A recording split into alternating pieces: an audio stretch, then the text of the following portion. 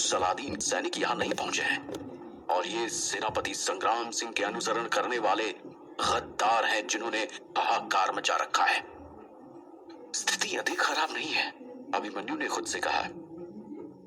उसने अभी भी अपने घाव से खून बहने से रोकने के लिए उस पर जोर से हाथ का दबाव दिया हुआ था।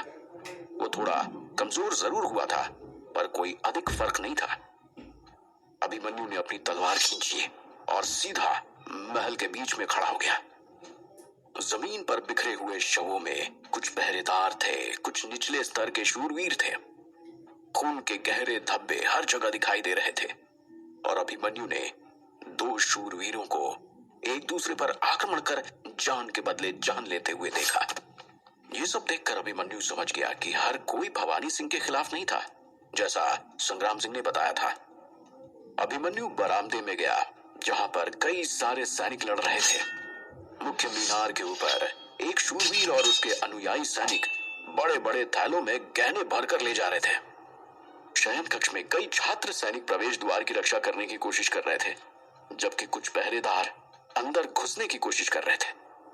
अभिमन्यु ने चारों ओर देखा और सीधा अपनी तलवार लेकर सैनिकों के बीच घुसा।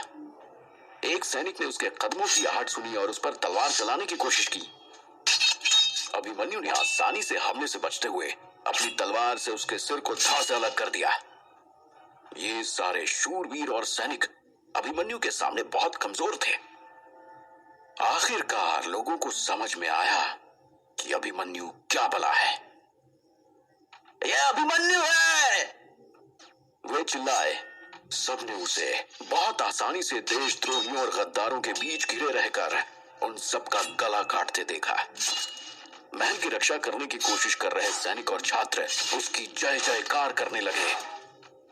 लोग अपने कमरों की खिड़कियों से ये सब देख रहे थे और वो आश्चर्यचकित थे कि अभिमन्यु कितना ताकतवर हो चुका था। वाह वाह, सौम्य और मान्या तो उसे देखते ही रह गई। आसपास के अन्य लोग भी अवाक थे। अभिमन्यु को कमजोर और बेवकूफ समझने वाले लोगों के सिर आज शर्म से नीचे थे। लड़ाई बहुत लंबी नहीं चली और कई देशद्रोही तो ये जानकर अपने जीवन के लिए भागने लगे कि अभिमन्यु एक उच्च स्तर का शूरवीर है। उन्होंने कीमती सामान फेंक दिया और भागने की कोशिश की। वास्तव में अभिमन्यु से निपटने के लिए उन्हें किसी भारी हथियार की आवश्यकता थी। गहने भर के ले जाने वाला शूरवीर गहने छोड़कर अपनी जान की रक्षा के लिए महल से बाहर भाग गया और अपने सेनापति के अभाव में बाकी सैनिक भी जान बचाने के लिए यहाँ वहां भागने लगे। कुछ रक्षक पीछा करने के लिए बाहर गए और उनमें से लगभग 10 को मारने में सफल रहे। वे जय जयकार करते हुए महल में वापस लौटे। अभिमन्यु ने डॉक्टरों को जिंदा बचे घायल सैनिकों की मदद करने का आदेश दिया। तब तक भवानी सिंह भी महल में लौट आए और उन्होंने मजदूरों से सभी कीमती सामानों की पैकिंग शुरू करने के लिए कहा। उन्होंने महल की रक्षा करने वालों को भारी मात्रा में अशर्फियों और गहनों से नवाजा। उसके बाद भवानी सिंह ने परिवार के सारे मुख्य सदस्यों के साथ साथ लगभग 10 वफादार सैनिकों को जमा किया। अभिमन्यु एक कुर्सी पर बैठ गया और गहरी सांस लेते हुए सुस्ताने लगा। उसने भवानी सिंह को महल में चीजों को सुचारू रूप से व्यवस्थित करते हुए देखा। मान्या और सौम्या अपने माता पिता के साथ भवानी सिंह के साथ महल छोड़ने को तैयार थीं। भवानी सिंह के बाकी बच्चे भी वहां खड़े थे। परिवार के सदस्यों में से कुछ या तो मारे गए थे या पहले ही महल छोड़कर भाग चुके थे। सौम्या भी बच गई। वो इस पूरे समय एक बड़ी पानी की टंकी में छिपी रही। उसके कपड़े पानी से भीगे हुए थे और वो अभिमन्यु के पास खड़ी थी। भवानी सिंह ने उस समूह पर नजर डाली जिसे उसने अभी अभी इकट्ठा किया था और अपने बेटे को कुछ समय तक देखकर न जाने क्या सोचते रहे। आज रात सलादीन साम्राज्य की सेना मेरे क्षेत्र पर आक्रमण करने वाली है। हमें ये स्थान हमेशा के लिए छोड़ना होगा। हम भविष्य में कभी भी यहाँ वापस नहीं आ पाएंगे। आप में से जो भी मेरे साथ आना चाहता है उसके पास केवल यही मौका है। यदि नहीं तो आप अब महल छोड़ सकते हैं और अपने हिसाब से अपना भला बुरा सोच सकते हैं। भवानी सिंह ने गंभीरता से गहरी आवाज में बात की। भवानी सिंह के ऐसा कहते ही सब एक दूसरे से बात करने लगे और सोचने लगे कि वो क्या करें और क्या ना करें। महल के 20 सैनिकों ने भवानी सिंह का साथ ना छोड़ने का निर्णय लिया और ये कहकर भवानी सिंह को सांत्वना दी कि हम मरते दम तक आपका साथ नहीं छोड़ेंगे। पर उसके परिवार में से सिर्फ 12 लोगों ने भवानी सिंह के साथ रहना स्वीकार किया और बाकी ने महल छोड़ने का निर्णय लिया।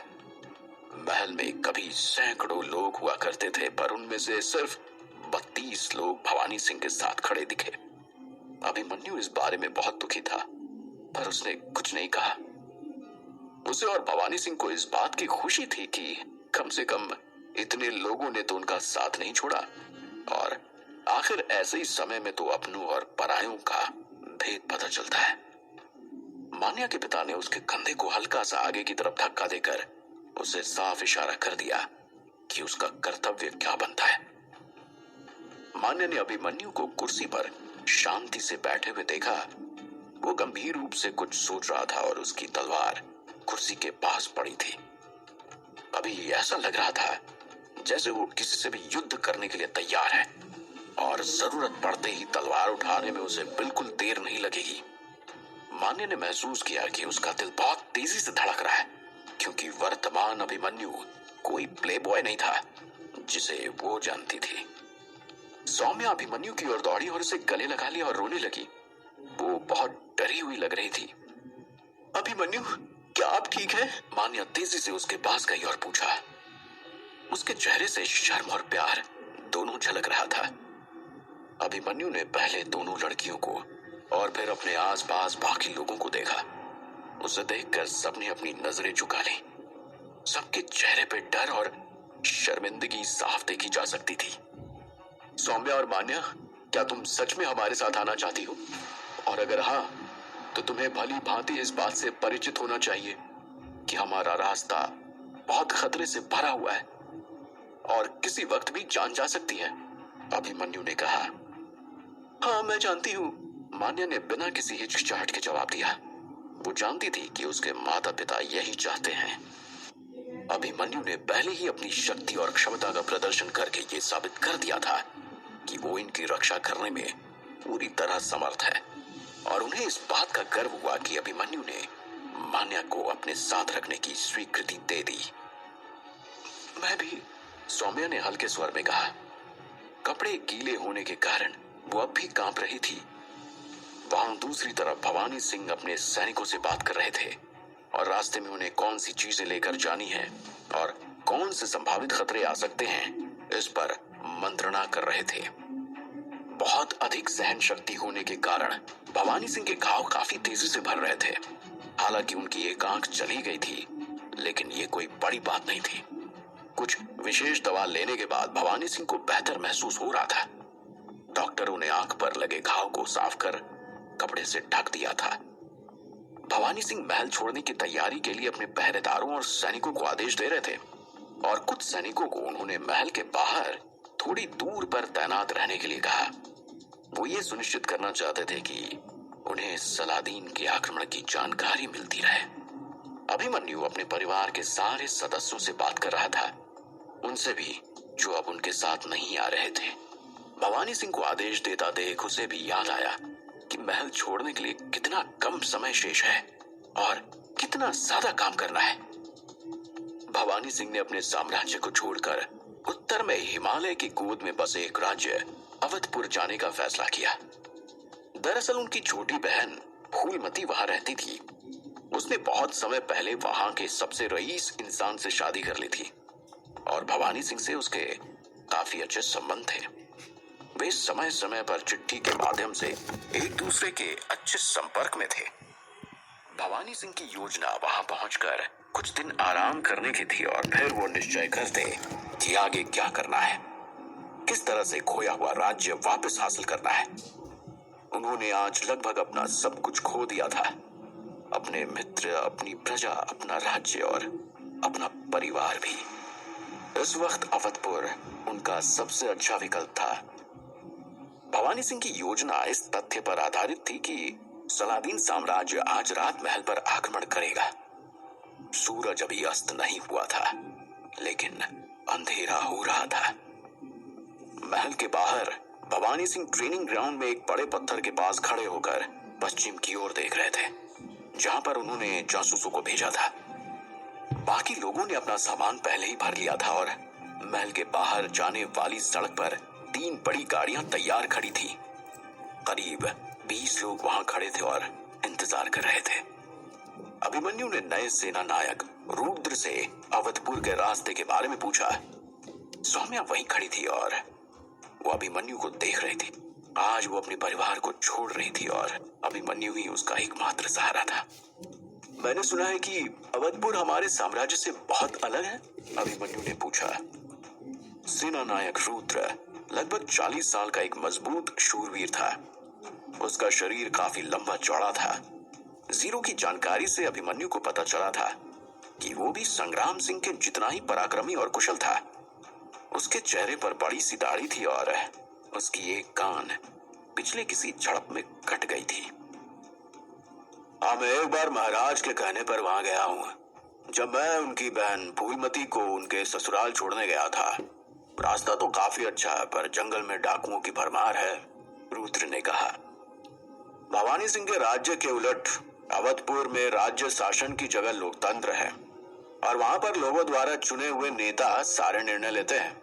वैसे वहां का एक राजा भी है, पर वो अपनी मर्जी से सब कुछ नहीं कर सकता। साथ ही रहने के लिए अवधपुर एक बहुत अच्छी और शांतिपूर्ण जगह है। अवधपुर हमारे क्षेत्र से बहुत ज्यादा खूबसूरत और संपन्न है, रुद्र ने ऐसा कहा और ऐसा कहते वक्त उसके चेहरे पर उत्साह साफ देखा जा सकता था। वहां की गलियां साफ सुथरी हैं, वहां अलग अलग समुदाय और जाति के लोग एक साथ खुशी से रहते हैं और काफी सारी दुकानें हैं। वहां का व्यापार भी बहुत अच्छा है और वहां के बंदरगाह पर हर समय जहाज सामानों से लदे होते हैं।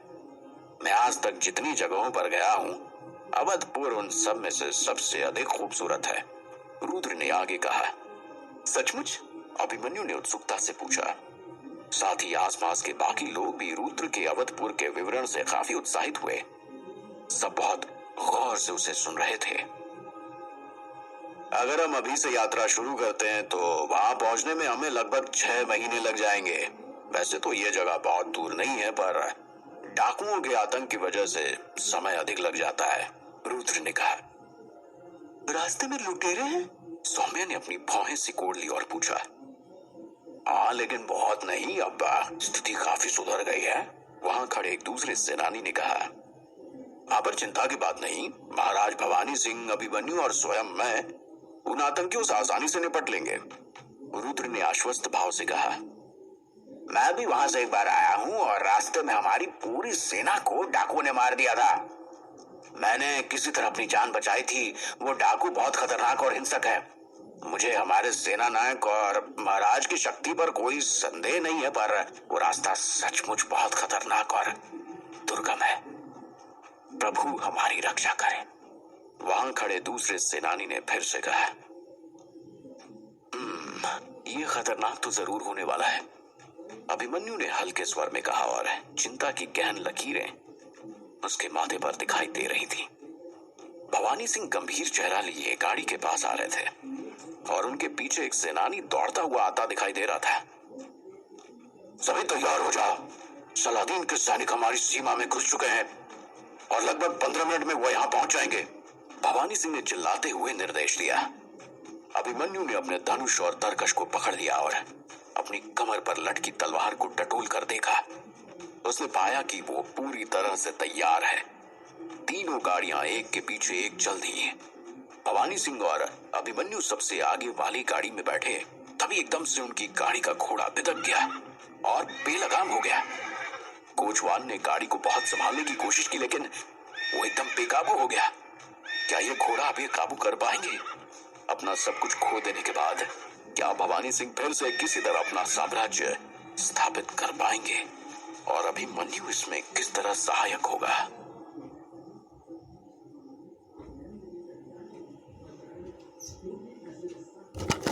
ठीक कितनी दूरी पर है? अभिमन्यु ने